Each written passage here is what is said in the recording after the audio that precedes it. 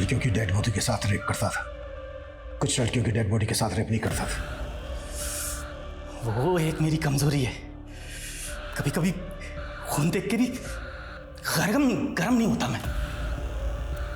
लेकिन वो लड़की मुझे चाहिए थी, इसलिए उससे वादा करके आया, फिर मिलेंगे अगले जन्म में। अब अगले जन्म में मैं फिर उससे मिलूंगा सर।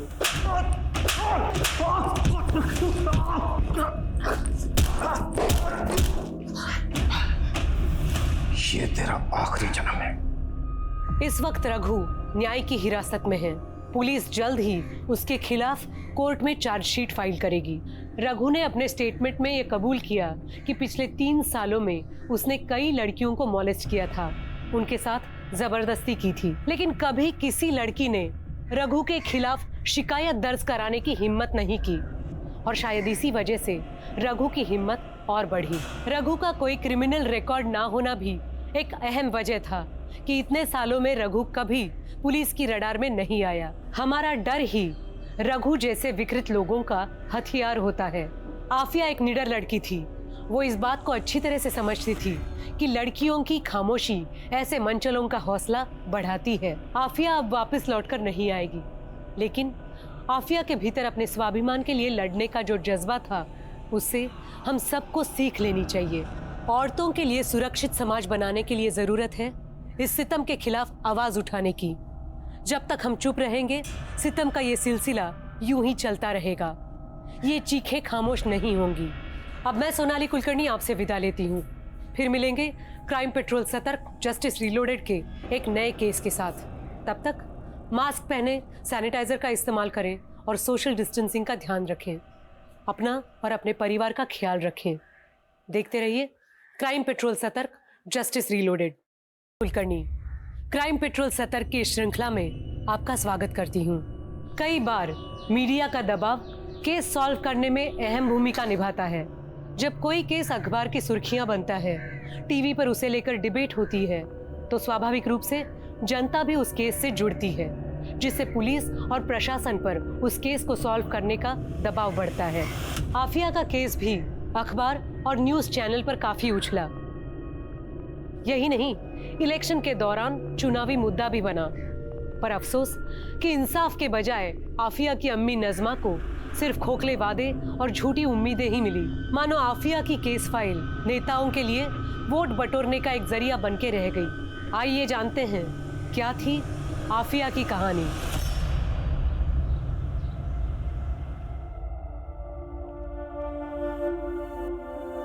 आफिया बेटा, ये ले, चाय पी ले।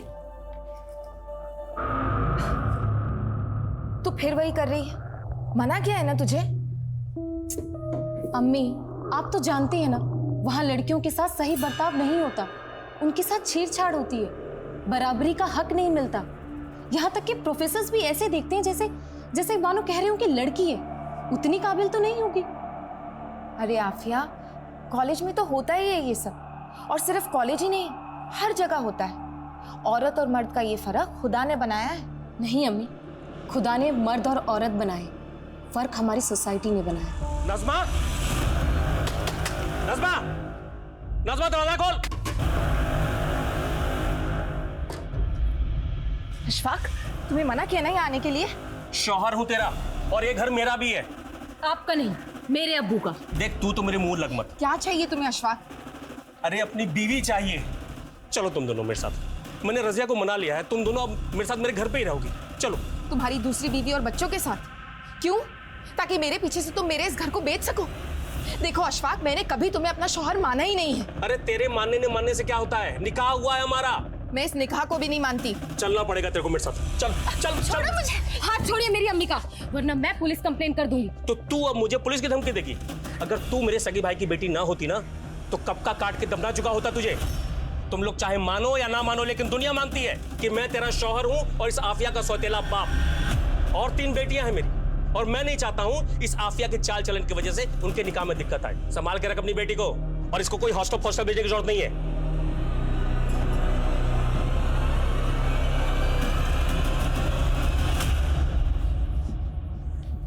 अम्मी, आप क्यों सहती हैं ये सब? तू नहीं समझेगी आफिया, ये दुनिया एक अकेली औरत के लिए कितनी जालिम है। प्लीज अम्मी, आप ये औरत होने की दुहाई मत दो। ये बोलो कि आप कमजोर हो। किस बात का डर है आपको? हाँ, आखिर आप पुलिस कंप्लेंट क्यों नहीं करती? शरीफ घर की औरतें पुलिस कोर्ट कचहरी के चक्कर में नहीं पड़ती बेटा। अरे अम्मी, आप समझते क्यों नहीं हो? मुझे वहाँ हॉस्टल में आपकी फिक्र लगी रहती है। अरे मुझे कुछ नहीं होगा, तू बस अपना ख्याल रख और थोड़ा हंस दे। अब चल, पैकिंग करनी है ना, चल जल्दी।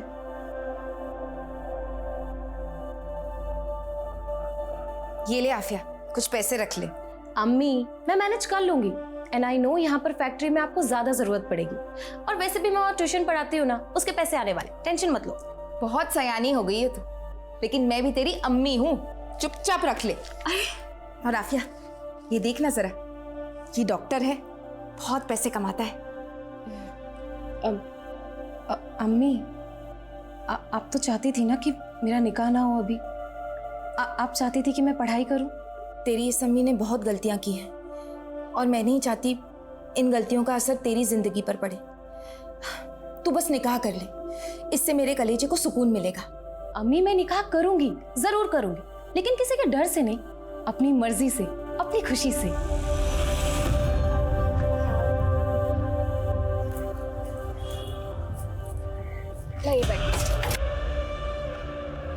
अच्छा अम्मी, आप जाइए। मैं रुकती हूँ ना बस आने तक। अरे अम्मी, आपको काम के लिए देरी हो जाएगी, आप जाइए ना, मैं बस लेकर चली जाऊँ। ठीक, ख्याल रखना अपना। खुदा हाफिज। खुदा हाफिज।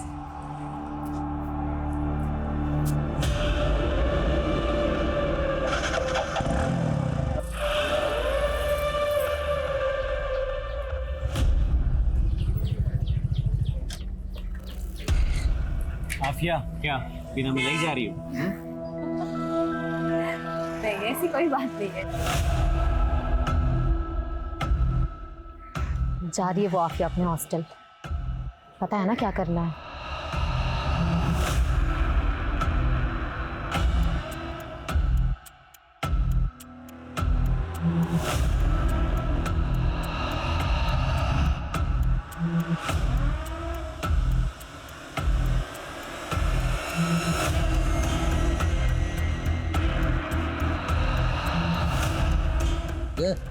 एक चाय देना।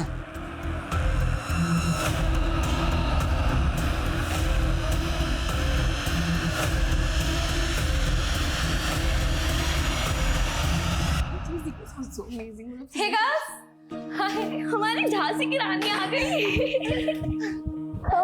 Good, how are you? Good. यार, तूने पोस्टर इतने कमाल के बनाया ना कि उन्हें देख के मजा ही आ गया, सीरियसली। पता है शगुन, पूरी रात लगी मुझे इन पोस्टर्स को बनाने में, अम्मी तक को टाइम नहीं दे पाई। तो तूने अपनी पूरी छुट्टी इस नुक्कड़ नाटक पे वेस्ट कर दी?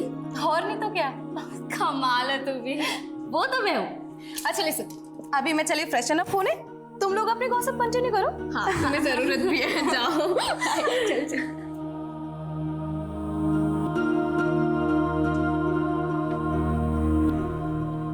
भैया, आज आप सभी की चाय मेरी तरफ से, लेकिन आप लोगों को भी प्रॉमिस करना होगा कि आप लोग हमारा नुक्कड़ नाटक वहां पर देखेंगे। ओके, लीजिए भैया, पैसे काटिए। हमें चाहिए आजादी, बुरी नजर से आजादी, गंदी सोच से आजादी, से आजादी, से आजादी, बुरी नजर से आजादी। बंद करो ये सब, क्या चल रहा है? तो गर्ल्स हॉस्टल ने ऐसे ही मोहल्ले का माहौल खराब कर रखा है, और तुम लोग सड़क पर उतर के प्रदर्शन नहीं कर रही हो। अच्छा, आफिया के रूम में 2 बेड्स और हैं। उसकी रूममेट्स कौन है? सर, मैं और तनु, लेकिन तनु अभी तक घर से वापस नहीं आई है सर। आफिया को इतनी हैवानियत से, इतनी बेरहमी से किसी ने मार दिया और आपको कुछ पता ही नहीं चला? एक्चुअली कल रात को मैं अपने कमरे में नहीं थी। हम सब लोग कल गीतिका के रूम में थे, क्योंकि इसकी दोनों रूममेट नहीं आई थी, तो हम लोग इसी के रूम में सो गए थे सर। हाँ सर, ये सब मेरे ही रूम में थे। लेकिन आफिया तो आपके रूम में नहीं थी, क्यों? कोई अनबन थी उसके साथ? नहीं नहीं सर, वो तो हम सबकी बहुत अच्छी दोस्त थी। मैंने कल उसे बोला भी था कि तू भी हमारे साथ चल, लेकिन उसने कहा कि उसे पढ़ाई करनी है। तू अभी तक पढ़ रही है? चलना गीतिका के रूम में। अरे मोहतरमा जी, ऑलरेडी घर पे कितना टाइम वेस्ट हो गया। अगर अभी पढ़ाई नहीं की ना तो मैं पक्का फेल हो जाऊंगी। तू जा, चलना प्लीज। जा मेरी माँ। अच्छा ठीक है, बाय। आफिया की लाश को सबसे पहले किसने देखा था? सर मैंने ही देखा था। सुबह मैं अपने कमरे में आ रही थी तो मैंने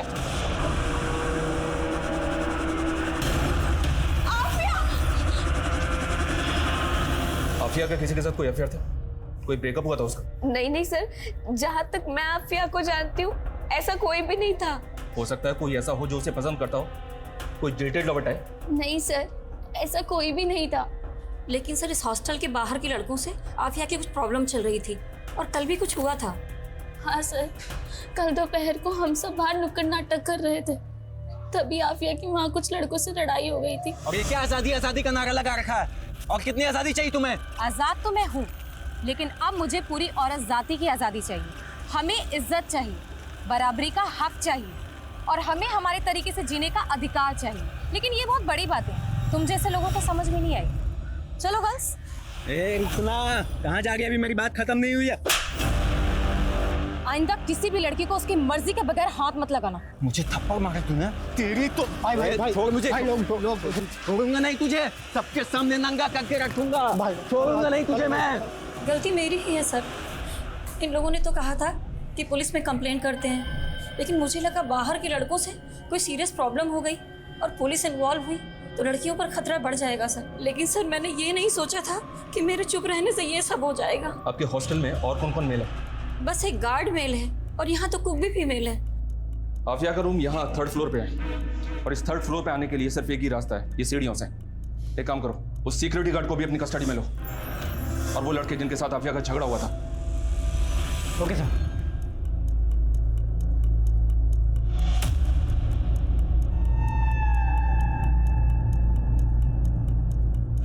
विनय, ये देखो, यहाँ पे खून के धब्बे हैं। हमें ऊपर कॉरिडोर में कहीं भी किलर्स के फुट भी नहीं मिले, ना ही सीढ़ियों पे, लेकिन यहाँ पे एक काम करो, यहाँ के प्रिंट लो और लड़की की बॉडी को पोस्टमार्टम के लिए भेजो। Okay sir.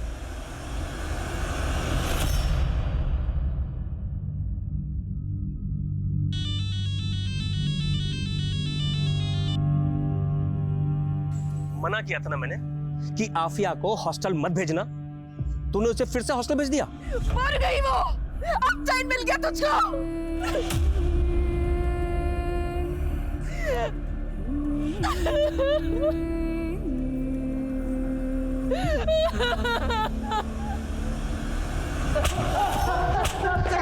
कुछ नहीं किया सर मैंने। तुम दोनों का झगड़ा हुआ था ना आफिया के साथ, उसे नंगा करके घुमाने की धमकी दी थी ना तुमने? नंगा करके मैंने बस गुस्से में बोल दिया था सर, बस गुस्से में बोल दिया था। वो फालतू की नारेबाजी कर रही थी बहुत। बड़े समाज सुधारक बनते हो ना तुम दोनों, हाँ? विनय, इन दोनों समाज सुधारकों की अच्छी तरह से खाल खींचो, तोड़ो इन दोनों को। कुछ नहीं किया सर हमने।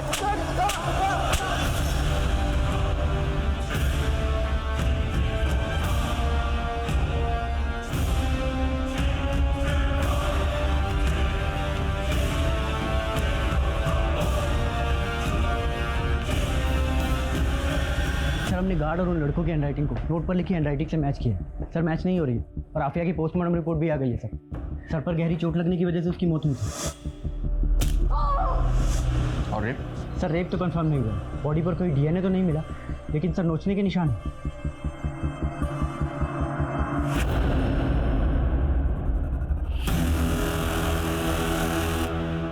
आफिया की मौत का सच उजागर करो, उजागर करो, उजागर करो। आफिया के कातिलों को सजा दिलाओ, सजा दिलाओ, सजा दिलाओ। पुलिस प्रशासन की मर्जी नहीं चलेगी, नहीं चलेगी, नहीं चलेगी। पुलिस प्रशासन, हाय हाय, पुलिस प्रशासन, हाय हाय। आफिया का केस वक्त वक्त पर चर्चा में आता रहा, लेकिन सिर्फ अल्पसंख्यक को लुभाने के लिए एक चुनावी मुद्दा बनकर। सही मायनों में केस में कोई खास प्रोग्रेस हुआ ही नहीं। नेता आफिया को न्याय दिलाने के बड़े बड़े दावे करते, आश्वासन देते, अफसोस जताते, लेकिन जमीनी स्तर पर हकीकत यही रही कि आफिया का केस कोर्ट केसेस की ढेर में पड़ा धूल खा रहा था। पर ढेरों नाकामियों के बाद भी आफिया की मां मायूस नहीं हुई, डटी रही और आखिरकार उसका सब्र रंग लाया। हमारी पार्टी माइनॉरिटीज के वेलफेयर के लिए काम करती है, यही एजेंडा है हमारा, इसलिए हमारी इस बच्ची को न्याय मिलना ही चाहिए। सर, आफिया के केस की चार्जशीट दायर हो चुकी है। वो सब मुझे कुछ नहीं मालूम, कैसे भी हो इस केस को रीओपन करवाइए। मैं तो कहता हूं कि इस केस को आप क्राइम ब्रांच को सौंप दीजिए।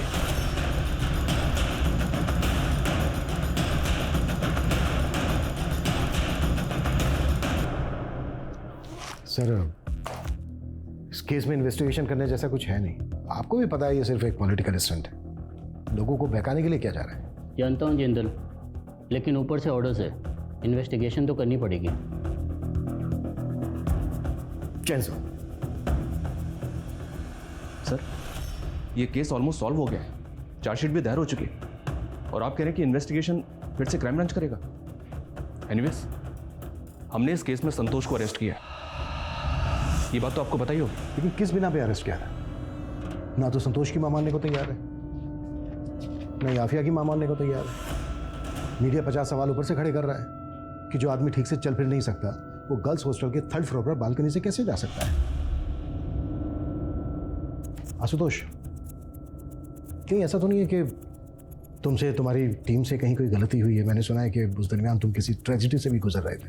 जी हाँ सर, लेकिन मेरी पर्सनल ट्रेजेडी का मेरी इन्वेस्टिगेशन के साथ क्या लेना देना है? For me duty is first. I have tried my level best. मैंने ना तो इस केस में कोई कोताही बरती है और ना ही इस केस को रफा दफा करने की कोशिश की है। मेरे खबरों ने मुझे इन्फॉर्मेशन दी थी संतोष के बारे में कि वो एक हिस्ट्री शीटर भी है। और सर, आफिया की मौत के बाद भी ये संतोष हॉस्टल के बाहर एक चाय की दुकान पर बैठकर चाय पी रहा था, उसकी मौत की न्यूज़ देख रहा था। और जब पुलिस वहाँ से चली गई तो ये भी वहाँ से चला गया। आफिया को इतनी बुरी तरह से मारा पीटा गया। आफिया की माँ मीडिया में बार बार कह रही है कि उसके साथ रेप हुआ, लेकिन आपकी रिपोर्ट में रेप का कोई जिक्र ही नहीं है। आपकी रिपोर्ट कहती है कि आफिया के साथ रेप हुआ ही नहीं है। सर, आफिया की माँ लोगों की कई सुनी बातों में आ रही है। आफिया की बॉडी पर कपड़े नहीं थे, किसी को भी ऐसा लगेगा, लेकिन पोस्टमार्टम रिपोर्ट में रेप नहीं आया था। किलर ने आफिया को प्रेशर से मारा था सर। आई एम श्योर वो चोरी के लिए वहाँ आया होगा, आफिया के साथ झड़प हुई और उसने आफिया की जान ले ली। अगर हम तुम्हारी थ्योरी माने तो फिर वो आफिया को घसीट कर आफिया के रूम से वॉशरूम तक लेकर क्यों गया? वहाँ उसने आफिया के कपड़े निकाले, उन्हीं कपड़ों से उसके हाथ पैर बांधे, एक नोट भी छोड़ा। अगर कोई सिर्फ चोरी के मकसद से वहाँ गया था तो उसने इतनी हैवानियत क्यों दिखाई? Please explain me. संतोष ने खुद कबूल किया कि ये मर्डर उसी ने किया। ये देखिए, ये उसकी स्टेटमेंट है। आशुतोष, सस्पेक्ट से स्टेटमेंट कैसे ली जाती है कि मैं भी अच्छी तरह से जानता हूँ। किसी को इतना मारोगे, कुटोगे तो हाँ बोलेगा ही ना। सर, आपको जैसा लग रहा है वैसा बिल्कुल भी नहीं है। आफिया को चोरी के सिलबट्टे से मारा गया था। एक औरत ने संतोष को वो सिलबट्टा चोरी करते हुए देखा भी था। सारे सर्कमस्टेंशियल एविडेंस संतोष की तरफ ही इशारा कर रहे थे सर, बिलीव मी। लेकिन आफिया की बॉडी के पास एक नोट मिला है, उसकी बॉडी पे लिखा हुआ भी मिला है, दिलकश जवानी। ये तो किसी जिल्टेड लवर की ओर इशारा कर रहा है। जी हाँ सर, हमको भी ऐसे ही लग रहा था। हालांकि संतोष का कोई पास नहीं मिला हमें, लेकिन सर हो सकता है एक तरफा प्यार हो। Anyway, thank you so much. Jain sir. Jain. Abhishek, Santosh को गर्ल्स हॉस्टल लेकर आओ। सर। सर, उस घटना के बाद तो पुरानी वार्डन को अपना इस्तीफा देना पड़ा था और पिछले 2 सालों से मैं ही यही की वार्डन हूँ सर। अच्छा, ये बात बताइए।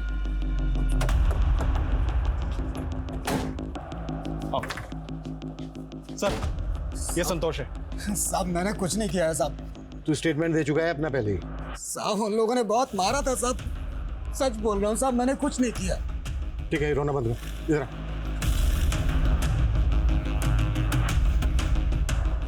आजा, आजा। चल, दीवार पे चढ़ जा। चल चल।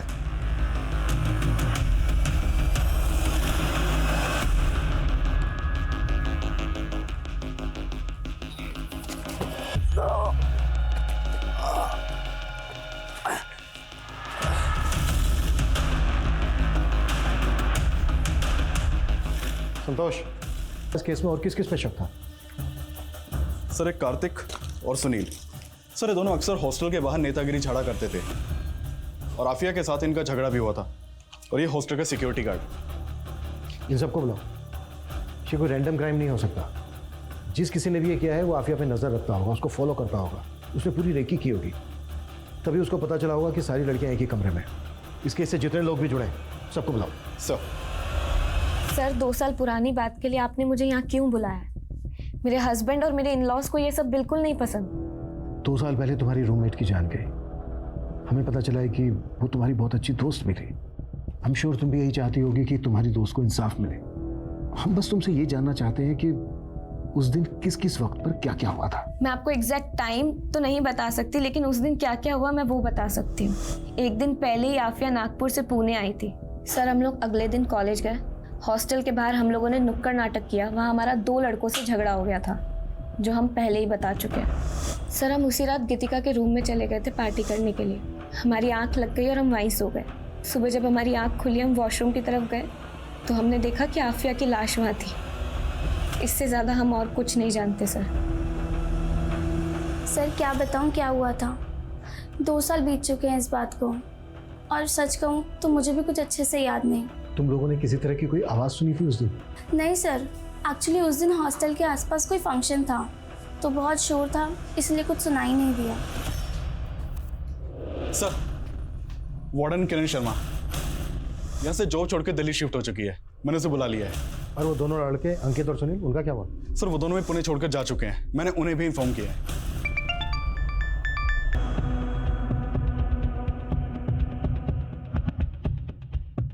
अभिषेक, इंस्पेक्टर आशुतोष को बुलाओ। सर।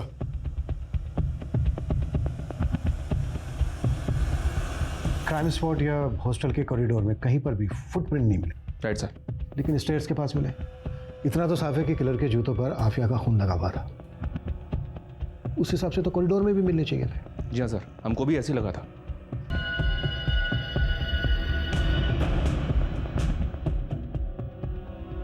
किलर ने अगर खुद अपने फुटप्रिंट साफ किए होते तो हल्के से रह जाते। जैसे कि देखो ये रह गए। किलर के पास इतना टाइम तो होगा नहीं कि वो अच्छे से साफ कर सके। इसका मतलब यह है कि किलर के जाने के बाद किसी और ने उसके फुटप्रिंट साफ किए हैं। आई एम श्योर इस केस में कम से कम 2 लोग इन्वॉल्व हैं, शायद एक बाहर वाला और एक अंदर वाला। अभिषेक, अपनी टीम के कुछ लोगों को बोलो कि हॉस्टल के बाहर अंडर कवर होकर रहें। हॉस्टल में क्या क्या होता है पूरी जानकारी इकट्ठा करें, और इस केस से जुड़े सभी लोगों के कॉल रिकॉर्ड्स, लोकेशंस और बाकी की डिटेल्स चाहिए मुझे। Right sir.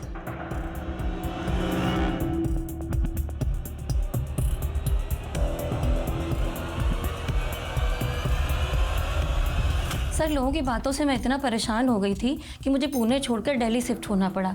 और उस दिन जो कुछ भी हुआ था मैं पहले ही सब कुछ बता चुकी हूँ। इसके अलावा मुझे कुछ भी नहीं पता।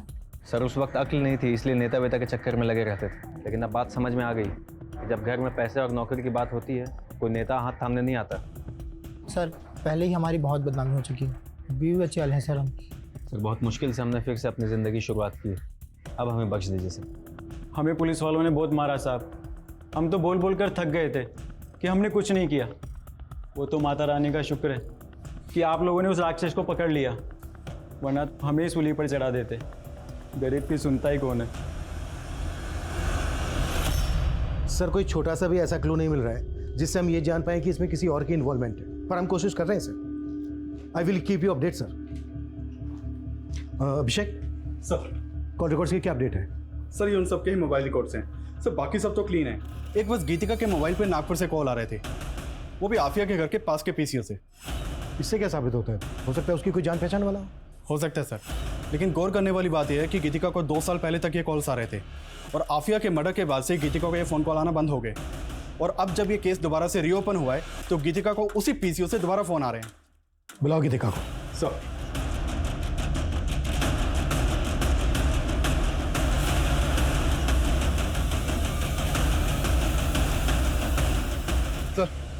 सर कुछ तो गड़बड़ लग रही है। सर गीतिका को बुलाने के लिए एक टीम उसके रेंटेड घर पे भेजी थी, तो नेबर से पता चला कि वो तो घर छोड़ के जा चुकी है। तो आपका शक सही था कि हो ना हो इस केस में 2 लोग शामिल हो सकते हैं, और कहीं ना कहीं ये दूसरी शख्स गीतिका ही हो सकती है।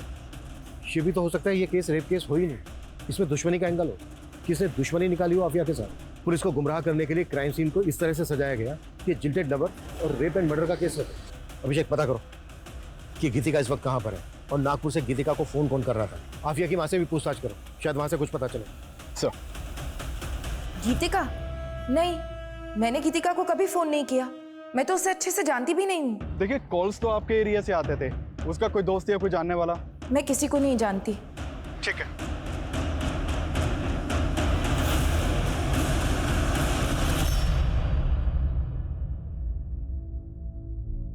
जी भाईजान, सबसे ज्यादा नंबर लाई है आपकी आफिया।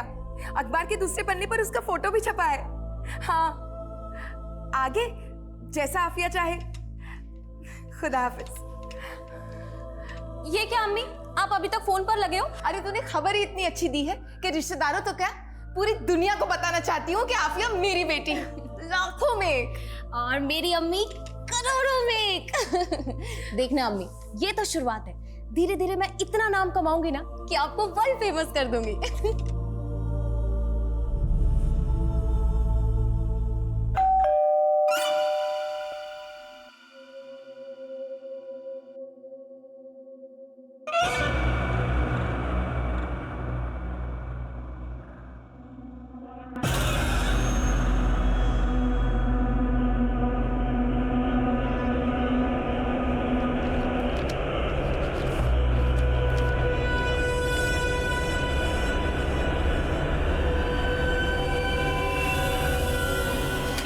लेटर में लिखा है कि बेटे सिद्धार्थ ने मेरी बच्ची को मारा है। अब समझ आया, अपने संतोष जैसे आदमी को केस में फंसाया ताकि केस को रफा दफा कर सके।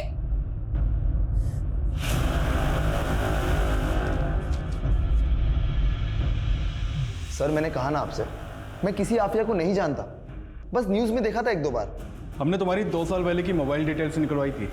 आफिया की फ्रेंड शगुन, जानते हो ना, बहुत बातचीत होती थी, दोनों में टच में थे, मिलना जुलना भी था।